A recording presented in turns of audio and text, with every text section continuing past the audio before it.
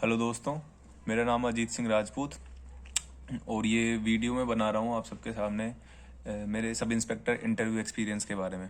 क्योंकि मेरे काफ़ी सारे फ्रेंड्स ने, मेरे नेबर्स ने और जिनका भी सब इंस्पेक्टर का इंटरव्यू बचा है, उन सभी ने मेरे से कई क्वेश्चंस किए कि कैसा रहा इंटरव्यू, और उन्होंने पूछा कि किस तरीके के क्वेश्चन आपसे किए गए। तो मेरा 28 मार्च को इंटरव्यू था और मेरा रिपोर्टिंग टाइम सुबह की शिफ्ट में था 9 बजे। तो हमें सबसे पहले बाहर बिठा दिया गया, तत्पश्चात हमारे बैग और आधे टोकन से जमा करके और हमें एक ऊपर ले जाके हमारा डॉक्यूमेंट वेरिफिकेशन हुआ। उसके बाद में 10 का बैच था मेरा। 30 सुबह और 30 शाम को हो रहा है, 60 हो रहा है एक दिन में भी। तो 10 का 3 बोर्ड थे हमारे टाइम, तो 10-10 के 3 बोर्ड बना दिए गए थे। तो हमारे बैच में मेरा तीसरा नंबर था। तो मेरा बोर्ड श्रीमान बाबूलाल कटारा जी का बोर्ड था और 4 मेंबर थे, जैसा कि आप सब जानते हैं। और मेरा इंटरव्यू करीबन 15 मिनट चला था। तो वो इंटरव्यू में कुछ ऐसा था कि जाते ही सबसे पहले तो मेरे से पहला क्वेश्चन, मैंने एंट्री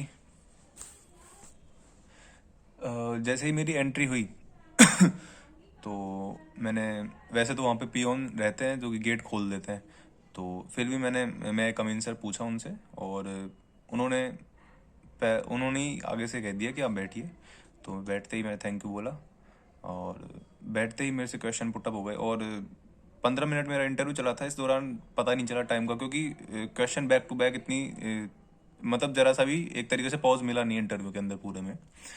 तो पहला प्रश्न मेरे से बाबूलाल जी ने पूछा कि आपने 10th मतलब सेकेंडरी आपने 2014 में की है, कौन से स्कूल से की है। फिर मैंने उन्हें बता दिया। मैं आपको मेरे आंसर्स भी बता दूंगा, क्योंकि जो भी व्यूअर्स रहते हैं उनको आंसर्स में भी थोड़ा सहायता मिलेगी किस तरीके से हम आंसर दे सकते हैं। तो मैंने बोला कि मेरी जो भी स्कूल थी मैंने नाम बता दिया उन्हें। फिर उन्होंने पूछा कि 2016 में आपने सीनियर सेकेंडरी की है। फिर उन्होंने पूछा कि 2019 में आपका ग्रेजुएशन हुआ है, तो आपकी सब्जेक्ट्स क्या थी। फिर मैंने बताया कि सर पीसीएम थी, फिजिक्स केमिस्ट्री मैथमेटिक्स। तो उन्होंने मुझसे पूछा कि आप जो है साइंस का उपयोग कैसे करोगे आप पुलिसिंग के अंदर। फिर मैं बताया, 3 पॉइंट्स बता दिए थे मैंने। तो पहला पॉइंट ये था कि जैसे साइंस में हम लोग सीखते हैं कि किस प्रकार तथ्यों का अन्वेषण करते हैं और फिर जाके एक निष्कर्ष पर हम पहुंचते हैं। इससे रिलेटेड इसको ये थोड़ा सा हल्का सा और बड़ा था। दूसरा पॉइंट मैंने बताया फॉरेंसिक्स में। तीसरा मैंने साइबर क्राइम से रिलेटेड बता दिया था कि इसमें हम साइबर क्राइम्स जो होते हैं उनको कम करने के लिए भी इसका उपयोग कर सकते हैं। फिर उन्होंने पूछा कि 2019 में आपका ग्रेजुएशन हुआ था, उसके बाद से आप क्या कर रहे हो। तो मैंने बताया कि सर उसके बाद से अभी कॉम्पिटिटिव एग्जाम्स की प्रिपरेशन कर रहा हूँ मैं। तो फिर उन्होंने पूछा कि कौन कौन से आपने एग्ज़ाम्स दिए हैं। फिर मैंने बता दिए कि सर मैंने काफ़ी सारे एग्ज़ाम्स दिए हैं और इस दौरान मैं कुछ एग्ज़ाम्स में फाइनल मेरिट से बाहर हुआ। फिर मैंने 2-3 एग्ज़ाम्स के जो जिसमें भी फाइनल मेरिट में बाहर हुआ उनके मैंने नाम बता दिए। फिर उन्होंने मेरे से पूछा कि राजस्थान में कितने नेशनल पार्क हैं। मैंने बता दिया कि 3 नेशनल पार्क हैं। उन्होंने नाम पूछा, नाम बताने के बाद में नाम बताया मैंने, रणथंभौर, सरिस्का और मुकुंदरा हिल्स हो गया। तो फिर उन्होंने पूछा कि अभी जो चीते आए थे वो कौन से, मतलब कौन सी कंट्री से आए थे और कहाँ उनको छोड़ा गया है।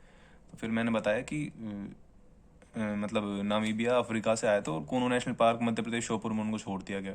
तो एक्चुअली 27 मार्च को एक चीता था, उसकी डेथ हो गई थी। तो 28 मार्च के न्यूज़पेपर में वो न्यूज़ आई थी। तो सर ने पूछा था कि ये चीता, मतलब आज के पेपर में कोई चीतों से रिलेटेड कोई न्यूज़ आई है क्या। तो मैं न्यूज़ वो पढ़ के गया था सुबह। तो फिर मैंने बता दिया कि साशा नाम का जो मादा चीता थी वो एक्चुअली, तो साशा नाम की चीता थी। उसकी किडनी खराब होने के चलते पिछले कुछ माह से उसकी तबीयत खराब थी और उसकी डेथ हो चुकी है। फिर बोला सर ने, अच्छा अच्छा ठीक है। फिर उन्होंने अगला क्वेश्चन किया कि राहुल गांधी की जो सदस्यता रद्द हुई है, तो वो कैसे हुई है, क्या सिस्टम क्या है, ये कैसे क्यों हुई। तो फिर मैंने बताया कि सर उन्होंने जो एक आपत्तिजनक भाषण दिया था। तो फिर उन्होंने भाषण पूछा, भाषण कौन सा था, कौन सा भाषण था। फिर मैंने बताया कि सर कर्नाटक में एक सभा के दौरान उन्होंने भाषण दिया था, मैंने भाषण बता दिया ऐसे कि ऐसे। फिर उन्होंने पूछा कि कुछ और भी था क्या। फिर मैंने कि सॉरी सर, मुझे यही पता था, मुझे वही पता था, वो ललित मोदी से रिलेटेड जो भाषण था वही पता था मुझे। अच्छा, फिर उन्होंने पूछा कि ये रद्द कैसे हुई है, मतलब कौन सा क्या था, सिस्टम क्या था ये।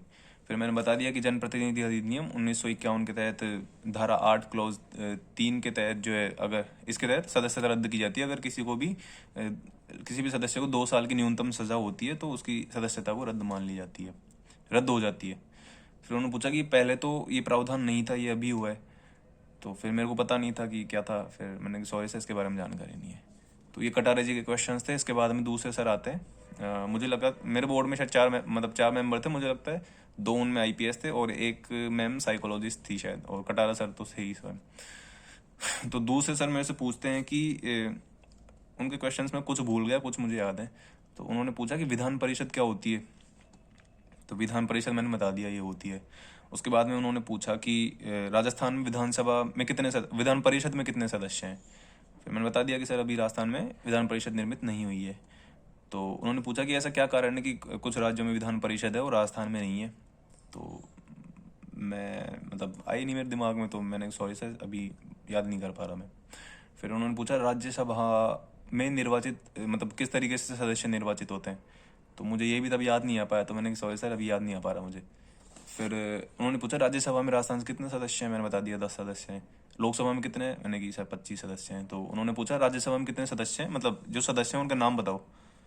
तो अब सभी तो मुझे याद भी नहीं थे तो मैंने 3 सदस्य बता दिए। मैंने कहा सर 3 ही याद आ पा रहे हैं अभी। अच्छा।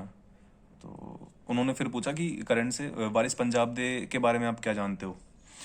तो वारिस पंजाब दे अभी काफ़ी दिनों से न्यूज़पेपर्स में चल भी रहा है। फिर मैंने बता दिया कि सर वारिस पंजाब दे एक संगठन है जो कि जिसके संस्थापक दीप सिद्धू हैं।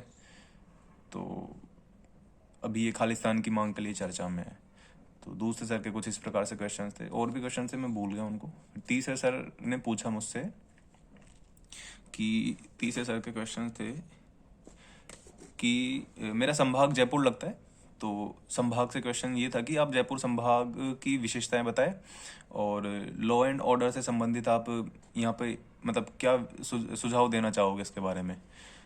तो फिर मैंने विशेषताएं बता दी। विशेषताओं में मैंने पहले तो डिस्ट्रिक्ट्स के नाम बता दिए जो भी संभाग में आता है। उसके बाद में विशेषताएं बता दी कि पर्यटन के लिए पर्यटन की काफ़ी संभावनाएं हैं यहाँ पे।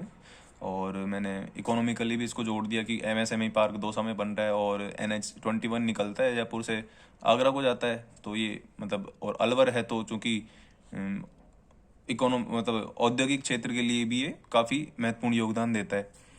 तो इस प्रकार मैंने इसको बताया। और इसमें और अगला क्वेश्चन बताता हूँ आपको मैं। अगला क्वेश्चन उन सर का था कि आप राजस्थान में अगले 5 साल में लॉ एंड ऑर्डर से संबंधित आप क्या चीज़ें देखते हो, क्या सुझाव देना चाहोगे। सॉरी, एक क्वेश्चन में इससे पहले बताना चाहूँगा। उन्होंने पूछा कि आप अपने संभाग में, तो तीसरे सर का जो क्वेश्चन था कि जयपुर में संभावनाएं जयपुर संभाग की विशेषताएं बताओ तथा लॉ एंड ऑर्डर से संबंधित आप क्या सुझाव देना चाहोगे। तो विशेषताएं मैंने बता दी कि सर पर्यटन की दृष्टि से महत्वपूर्ण योगदान देता है पूर्वी क्षेत्र जयपुर में दौसा में, अलवर में इत्यादि काफ़ी सारे पर्यटन क्षेत्र हैं। और दूसरा कि सर जैसे राजस्थान के पूरे इकोनॉमिक परिप्रेक्ष्य में, और चूंकि यहाँ पर इंडस्ट्रियलाइजेशन काफ़ी हद तक है, जैसे अलवर जयपुर बहुत सारे इंडस्ट्रियल एरियाज़ हैं, तो ये राजस्थान के इकोनॉमिकली महत्वपूर्ण योगदान देता है पूर्वी क्षेत्र में जो जयपुर संभाग आता है। तो फिर दूसरा क्वेश्चन उस क्वेश्चन में था कि लॉ एंड ऑर्डर से संबंधित आप क्या सुझाव देना चाहोगे। तो मैं भूल गया था। फिर मैंने सर से ही वापस पूछ लिया, सर दूसरा क्वेश्चन क्या था। उन्होंने बताया कि उन्होंने क्वेश्चन दोहरा दिया।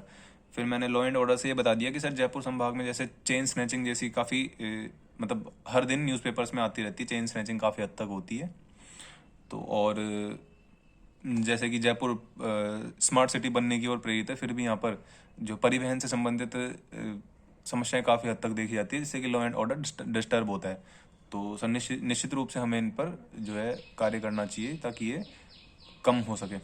फिर उनका अगला क्वेश्चन था कि अगले 5 साल में आप राजस्थान में अगले 5 साल में लॉ एंड ऑर्डर से संबंधित आप किस दृष्टिकोण से देखते हैं अगले 5 साल में राजस्थान को। तो फिर मैंने बताया कि सर राजस्थान में जैसे कि अभी वर्तमान परिप्रेक्ष्य में बढ़ता हुआ गैंगस्टरवाद काफ़ी हद तक पनप गया है, और संगठित अपराध काफ़ी ज़्यादा हो गए हैं, खनन माफिया, बजरी माफिया, लकड़ी माफिया इत्यादि काफ़ी हद तक हो गए हैं। तो निश्चित रूप से हमें अभी से इनको कम करने के लिए कार्य करने चाहिए, और मैं आशा करता हूँ कि अगले 5 साल में इनको जड़ से ख़त्म किया जाएगा। अब इस क्वेश्चन में मैं मतलब जितना मैंने वहाँ सोचा उतना मैंने बता दिया, लेकिन इसको और भी अच्छा मैं कर सकता था कि जैसे मैं बता देता कि राजस्थान पुलिस द्वारा भी इन सबको कम करने के लिए काफ़ी सारे प्रोग्राम्स चलाए जा रहे हैं। तो अगर आपसे क्वेश्चन होता है तो आप इसको ऐड कर सकते हैं। प्रोग्राम्स बता दीजिए कौन कौन से चल रहे हैं। ठीक है, तीसरे सर के क्वेश्चन थे। फिर चौथी मैम जो थी साइकोलॉजिस्ट, जो मैं बता रहा हूँ आपको, मेरे को लगा कि साइकोलॉजिस्ट थे वो। तो उन्होंने एक कोट कहा कि अगर आप कोई बात बोलना चाहते हैं और आपको कोई सुनना नहीं चाहता, फिर भी आप बोलते रहना चाहते हैं, तो आप क्या इस बात से सहमत हैं? तो कुछ उसको सेकंड तो मेरे समझ में नहीं आया क्या बोला मैम ने। फिर पॉज लिया मैंने, थोड़ा समझा सेंटेंस को, फिर मैंने कहा कि मैम मैं असहमत हूँ इस बात से। तो मैम ने कहा कि आप क्यों असहमत है इस बात से? फिर मैंने कहा कि मैम मुझे लगता है कि हमारा जो लिसनिंग सेंस है जो ज़्यादा अच्छा होना चाहिए, बजाय के बोलने के। अगर कोई बोलता रहता है और कोई सुनना नहीं चाहता तो उसका कोई मतलब नहीं रह जाएगा। तो फिर मैम बोलते हैं कि आप ऐसा क्या करोगे जिससे कि लोग आपको सुने? फिर मैंने बताया कि मैं कुछ ऐसे कार्य करूंगा जिनके चलते लोग आपको सुनेंगे। तो मैम ने पूछा कि आप क्या करोगे ऐसा? वही तो पूछ रहे हैं आपसे, क्या करोगे? फिर मैम ने बताया, मतलब मैं क्वेश्चन को समझा नहीं कि मैम आप किस परिप्रेक्ष्य में कहना चाहते हैं। तो मैम से मैंने पूछा कि मैम आप मतलब किस तरीके से बताना चाहूँ मैं, जैसे मैं कोई काम करता हूँ? तो मैम ने कहा हाँ हाँ, जैसे कोई आप काम करते हो। तो मैंने बताया कि जैसे मैम पुलिस में ही काम करता हूँ, तो मैं इस चीज़ के लिए कि लोग मुझे सुने, तो मैं इस चीज़ के लिए लोगों से नियमित रूप से रूबरू होता रहूँगा, और आपसी सहयोग हम दोनों पक्ष करेंगे। अगर उनको सहयोग की आवश्यकता होगी तो मैं करूँगा, मुझे भी होगी तो मैं उनकी आवश्यकता भी लूँगा, जिससे कि आपसी अंतर संबंध सुदृढ़ होंगे। तो मैम ने कहा कि हाँ अच्छा, आप ऐसा करोगे। फिर मैम का अगला क्वेश्चन था कि ऑस्कर मिले हैं अभी इंडिया में किन्हीं को? फिर मैंने बताया कि यस मैम, 2 अवार्ड इंडिया को मिले हैं अभी। तो उन्होंने पूछा कि, फिर मैंने बताया नाटू नाटू सॉन्ग को मिला है, और एक द विस्परर एलिफेंट बताया मैंने, जबकि द एलिफेंट विस्परर था। तो मैंने इसको, फिर मैम ने कहा कि द विस्परर एलिफेंट है ये, कि आप कंफर्म है? तो फिर मैंने बताया कि मैम ये द एलिफेंट विस्परर भी हो सकता है। तो मैम ने कहा कि अच्छा, हो सकता है। फिर मैम ने पूछा कि नाटू नाटू सॉन्ग कौन सी लैंग्वेज में था? फिर एग्जैक्ट लैंग्वेज तो मुझे पता नहीं थी। फिर मैंने बताया कि मैम साउथ की लैंग्वेज थी ये। और द एलिफेंट विस्परर कौन सी लैंग्वेज में था, इसकी भी मुझे लैंग्वेज पता नहीं थी। तो मैंने बता दिया कि मैम ये साउथ के लैंग्वेज में ही था। तो इस तरीके से मेरे क्वेश्चंस थे। बाकी ऑल ओवर देखा जाए तो इंटरव्यू को हम इजी बना सकते हैं कि हम कॉन्फिडेंटली सारे क्वेश्चंस का आंसर दें, और अगर नहीं आता है तो क्लियर कट मना कर देना चाहिए। और ये है कि अगर नॉलेज होती है अपने को तो कॉन्फिडेंस आ ही जाता है। वैसे अगर नॉलेज नहीं भी है तो हमें झूठ नहीं बोलने वहाँ पे कोई भी क्वेश्चंस के, एक क्लियर कट हमें मना कर देना चाहिए। तो कुछ इस प्रकार से था मेरा इंटरव्यू एक्सपीरियंस। और अगर आप सभी को अच्छा लगा तो वीडियो लाइक कीजिए। Thank you so much.